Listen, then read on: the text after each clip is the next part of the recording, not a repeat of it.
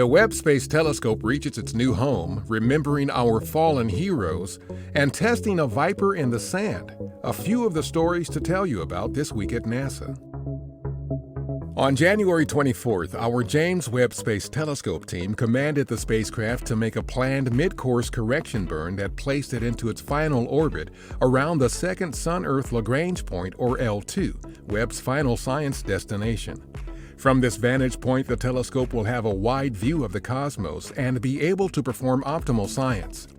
It will be several more months before the observatory's optics and systems are ready to begin science operations.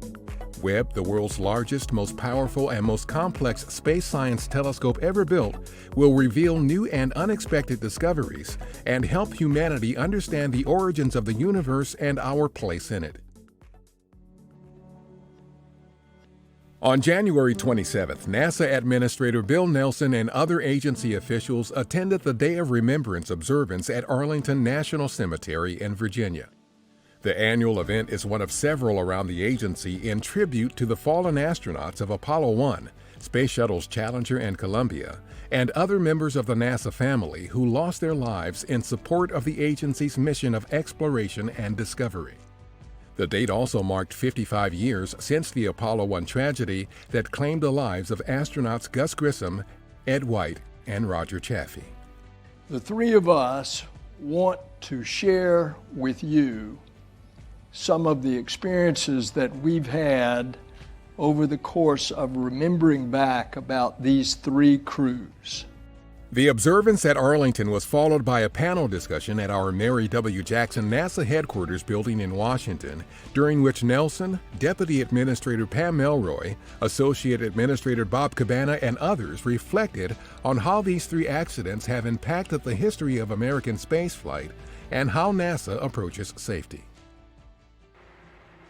We recently conducted mobility testing with a prototype of our Volatiles Investigating Polar Exploration Rover, or VIPER, lunar robot at our Glenn Research Center's Simulated Lunar Operations Laboratory. The testing will help ensure the rover is ready for its 2023 mission to the Moon's South Pole to search for ice and other resources there. VIPER is one of several missions that will be delivered to the Moon as part of our Commercial Lunar Payload Services, or CLPS, initiative to help NASA explore the Moon and prepare for future human missions to the lunar surface. The newest edition of NASA's spin-off publication is available.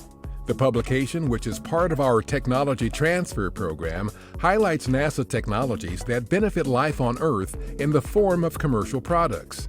Spinoff 2022 features more than 45 companies using NASA technology to advance manufacturing techniques, detoxify polluted soil, improve weather forecasting, and even clean the air to slow the spread of viruses, including coronavirus. Print and digital versions of the latest issue of Spinoff are available at spinoff.nasa.gov. That's what's up this week at NASA. For more on these and other stories, follow us on the web at nasa.gov/twan.